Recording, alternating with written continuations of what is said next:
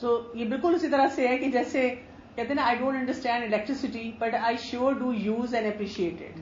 So fan the flames of respect honour and admiration on a conscious level and work to be proud of your spouse. یعنی ہم کتنی چیزوں کو زندگی میں استعمال کرتے ہیں اور بڑی ان کی تعریفیں بھی کرتے ہیں اور ہمیں ان کی کوئی اندر سے کہانیاں نہیں پتا, کوئی ان کی شارٹ کمنگز اور مسئلے مسائل even long term side effects نہیں پتا, لیکن ہم بس تعریفیں کر رہے ہیں. تو اسپاؤس ہی کیوں نہیں کر سکتے؟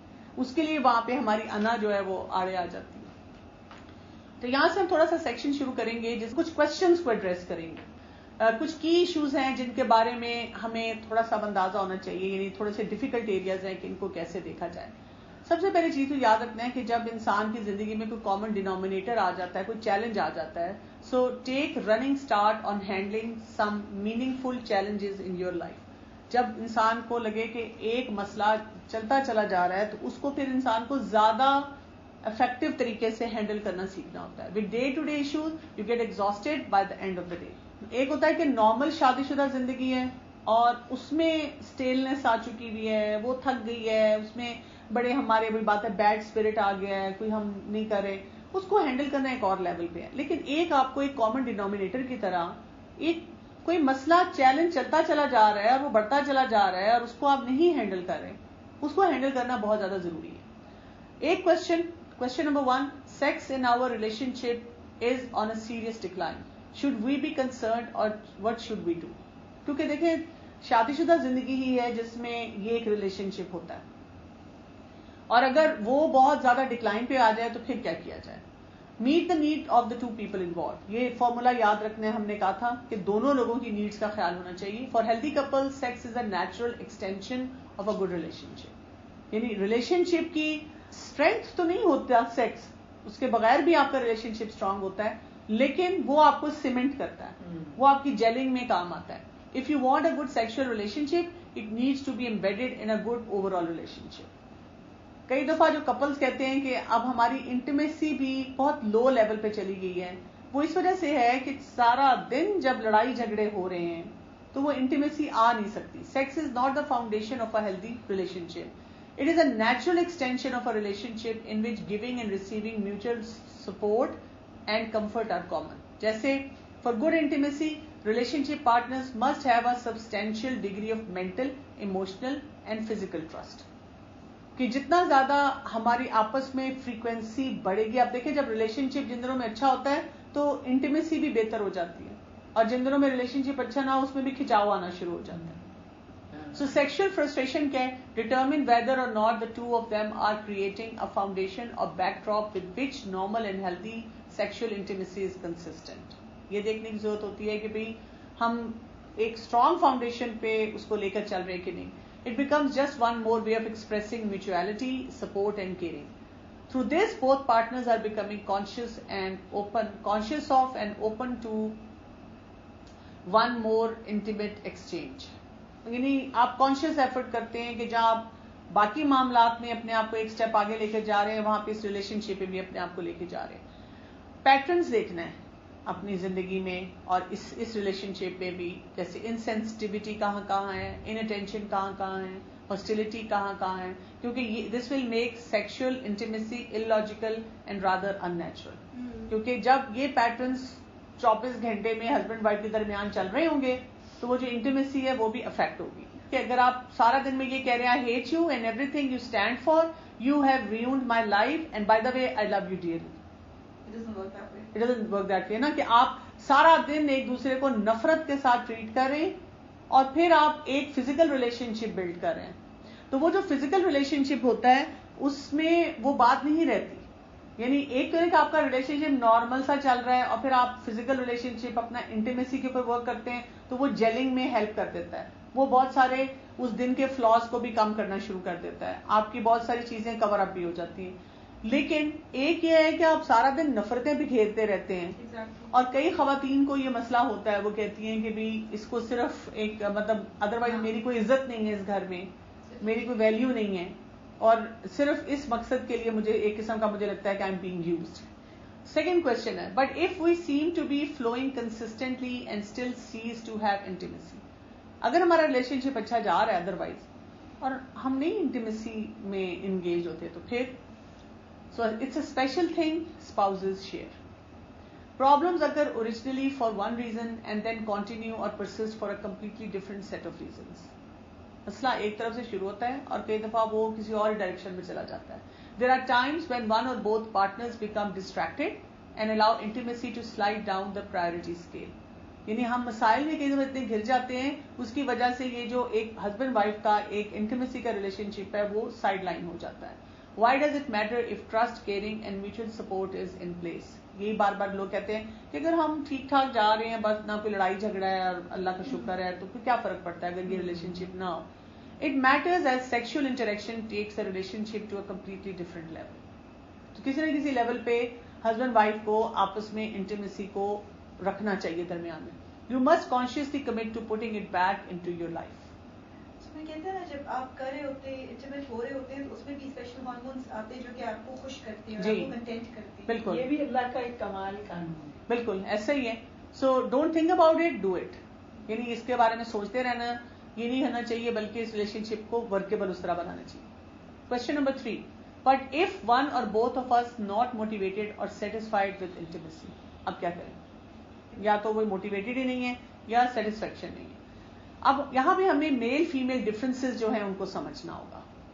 Factors such as personality, as, physical health, prior experience and upbringing can influence their sexual patterns and preferences greatly.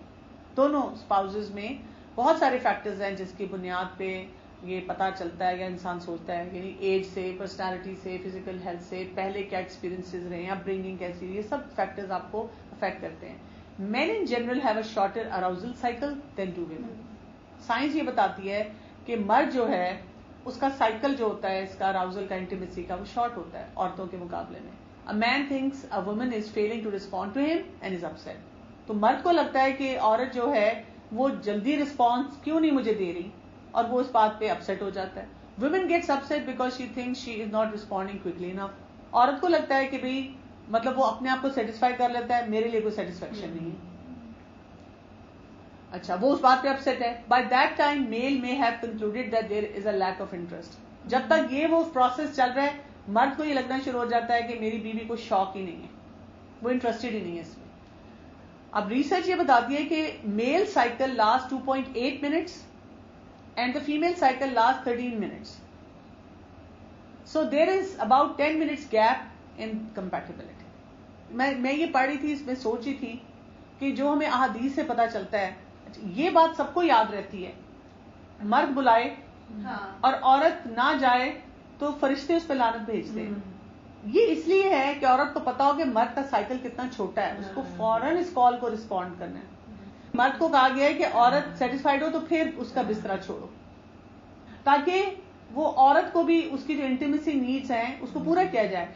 यानी दोनों को उनकी नीड्स को समझना है. औरत को समझना है कि मर्द का काम क्विक होगा, मर्द को ये समझना है कि औरत के साथ थोड़ा सा टाइम मुझे लेना पड़ेगा. लेकिन मुझे लगता है यही हमारे माशरे का विशेष साइकिल है कि मर्द नहीं लगाता और औरत डिसइंटरेस्टेड हो जाती है. उसको हमारे यहाँ पे शर्मो हया की वजह से ये बातें की नहीं जाती, और जो करता है तो उसको बड़ा अजीब सा समझा जाता है कि ये अस्तगफुरुल्लाह. और अगर कोई औरत के किसकी फिजिकल नीड्स है तो ये तो अल्टीमेट गुनाह है. लड़के लड़कियों को शादी से पहले इन चीजों में एजुकेट करना चाहिए, ताकि मर्द को भी पता चले मैं नॉर्मल हूँ, औरत को भी पता चले कि मैं नॉर्मल हूँ. Question number 4. Are there any good rules for fighting with your spouse? ठीक है, झगड़ा तो होना है, ये तो नहीं हो सकता कि झगड़ा ना हो, जितना मर्जी रिलेशनशिप पे काम करें. तो क्या किया जाए इस सिलसिले में? It's how you argue is important. If you have legitimate feeling you are entitled to give a reasonable voice to those feelings. अगर आपको कोई चीज बॉदर कर रही है, रिलेशनशिप रिन्यूअल का ये मतलब नहीं है कि हम हर वक्त लवी डबी रहें, हर वक्त रोमांटिक जुमले बोलते रहें, हर वक्त जो है बस वो अपने आप को कुर्बानी का बकरा बनाएं. कई दफा कुछ ऐसे चैलेंजेस आते हैं जिस पे बात करनी जरूरी होती है. वो रोजाना भी हो सकते हैं, वो महीने में एक दफा भी हो सकते हैं, लेकिन हमें कैसे बात करनी है ये इंपॉर्टेंट है. In the give and take of a relationship self righteousness is seldom appropriate and is typically unjustified. मसला ये होता है कि रिलेशनशिप में जब हमने ये सोच लिया कि मैं दुरुस्त हूं, दूसरा इंसान दुरुस्त नहीं है, मैं जो कह रही हूं वो बड़ा जस्टिफाइड है, तो वहां पे फिर मसला बनता है. Have your disagreements, but lighten up and recognize that every irritation does not call for a federal indictment. بات یہ ہوتی ہے کہ جو آپ کی ڈس ایگریمنٹ ہے اس کو تھوڑا سا ڈائلیوٹ کریں, اور یہ نہ سوچیں کہ جو چیز مجھے بادر کر رہی ہے اس کے اوپر کوئی وہ بات ہے پوری پینلٹی جاتی ہے اور پورا کوئی کیس بنانے کی ضرورت ہے. یہ نہیں سوچنا چاہیے, اس سے اپنے آپ کو بچا کے رکھنا چاہیے. کہتے ہیں لائف اینڈ ڈیتھ ایشو. اب کرنے کا کام کیا کیا ہے؟ Take it private and keep it private.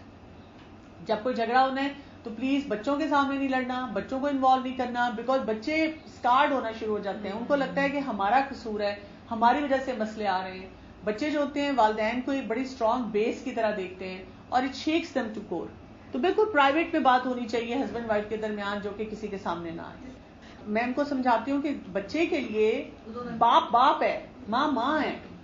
ہم بچوں کو پوائزن نہ کریں ماں باپ کے بارے میں, ان کو اپنا ریلیشن شپ بنانے دیں, اور میاں بیوی کو چاہیے وہ اپنے ریلیشن شپ کو وہ دیکھیں. اور ہم اس میں کیا کرتے ہیں کہ خاوند یا بیوی سے بدلہ لینی تھی, بچوں کو تباہ کرتے ہیں, کیونکہ ایٹ دی اینڈ لوزرز تو بچے ہی ہوتے ہیں. ہاں بالکل ایسے ہی ہوتا ہے. اوکے, پھر یہ کیپ اٹ ریلیونٹ, یعنی ایک ہارڈ باؤنڈری بنانی ہے along the subject matter. ہم یہ کرتے ہیں کہ بات ہم شروع کرتے ہیں اسلام آباد سے, پہنچ جاتے ہیں پشاور, کراچی, UK, امریکہ. یعنی بات ہو رہی ہے کہ جی صبح ناشتہ اکٹھا کرنا ہے, پھر ہم کہتے ہیں تم آپ کے امی ابو, تمہارے بہن بھائی, ٹھیک ہے, تم نے شادی کے وقت یہ کیا تھا. تو ہارڈ باؤنڈریز بنانی ہے, پہلے سے دیکھنا ہے کہ سبجیکٹ میٹر کیا ہے, اور دوسری چیزوں کو بیچ میں نہیں لانا. کروشل کنورسیشن کا جو پوائنٹ ہے اسی پوائنٹ پہ رہنا ہے اور اسی پوائنٹ کو حل کرنا ہے.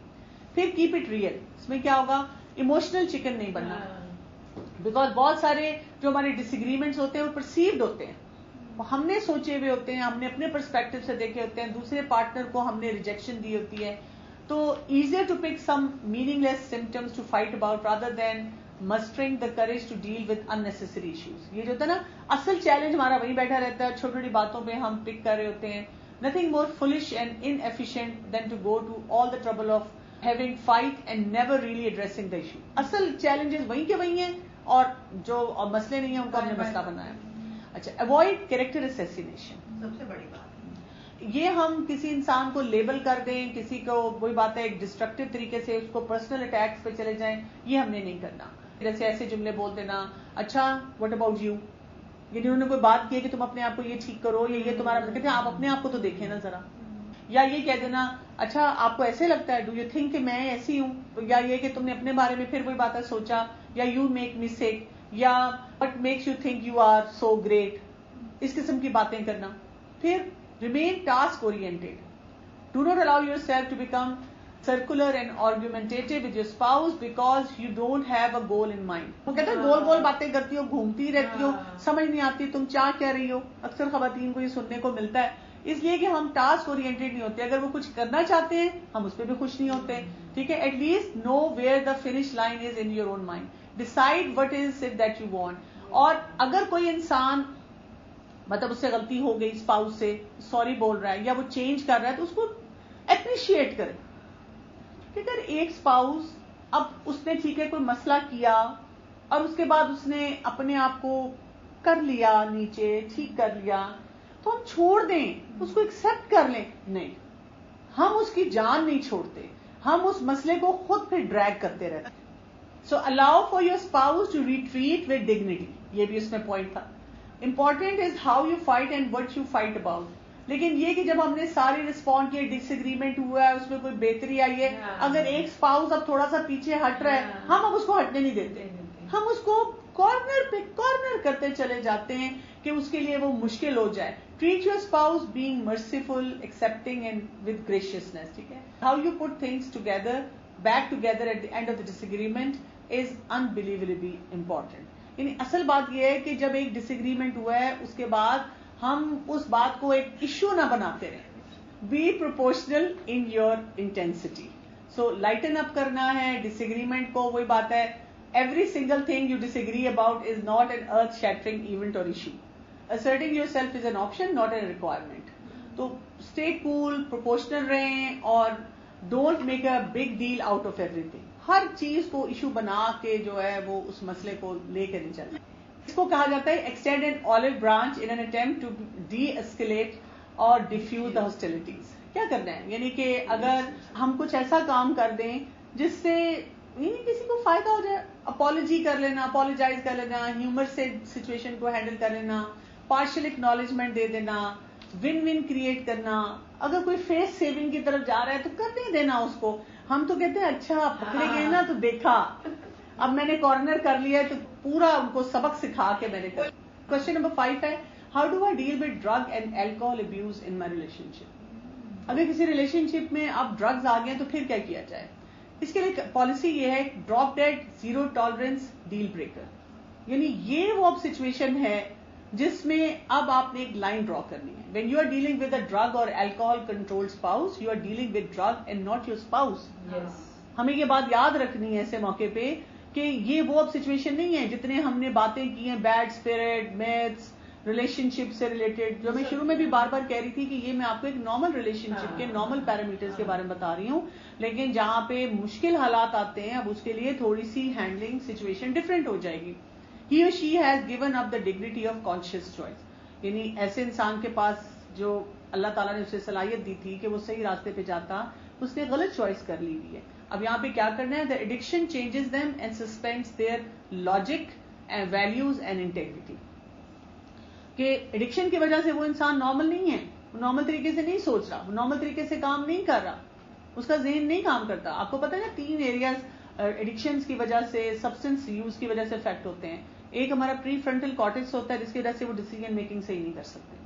ایک ہمارا امیگڈلا جو ہے وہ ہائی جیک ہوتا ہے جس کی وجہ سے جذبات ہوتے ہیں وہ غلط جگہ پہ بھڑک اٹھتے ہیں یا جو بھی ان کے ساتھ معاملہ آتا ہے. ایک ہمارا بیزل گینگلیا افیکٹ ہوتا ہے, تینوں چیزیں اور اس کی وجہ سے کیا ہوتا ہے, آپ کی موٹیویشن صحیح ڈائریکشن میں نہیں ہوتی. اسی لیے فیملیز کو جب ہم اسٹیک ہولڈر سیشن لیتے ہیں نا تو فیملیز کو بار بار یہ سکھایا جاتا ہے کہ آپ جب کوئی آپ کی فیملی میں ایڈکٹ ہوتا ہے تو آپ اس کے اوپر ڈیسیژن میکنگ نہیں چھوڑتے, اس کے لاجک پہ نہیں چلتے. وہ بیمار ہے اس وقت, اس کا ذہن بیمار ہے. یہ صرف وہ نشہ نہیں کر رہا ہے کہ اس کی وجہ سے اس کی کیفیت ہے, اس کے برین کے اندر چینجز آئی ہوئی ہیں.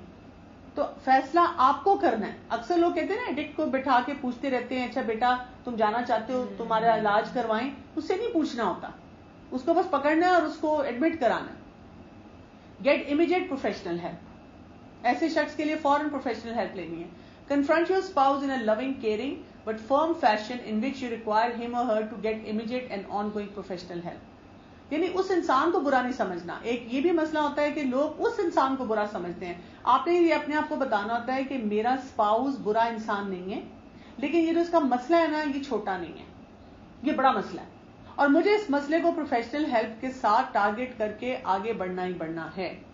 Leave your relationship till such a time when your spouse can objectively verify to you that the problem is under control. کچھ لوگ فوراً فیصلہ کرتے ہیں جیسے ان کو پتا چلتا ہے کہ ان کا اسپاؤس جو ہے وہ نشے میں ہے, وہ کہتے ہیں کہ بس میں اس کو چھوڑ رہی ہوں. ایسے کیس میں پروفیشنلز یہ بتاتے ہیں کہ نہیں, آپ فوراً نہیں چھوڑیں, آپ اس کو ٹریٹمنٹ میں ڈالیں اور اس کو نارمل ہونے دیں. اس میں ٹائم لگ سکتا ہے, اس کے لیے ایفرٹس آپ کو کرنی پڑے. یہ جو کہتے ہیں نا I will not live in this toxic hell, یہ بالکل ٹھیک ہے.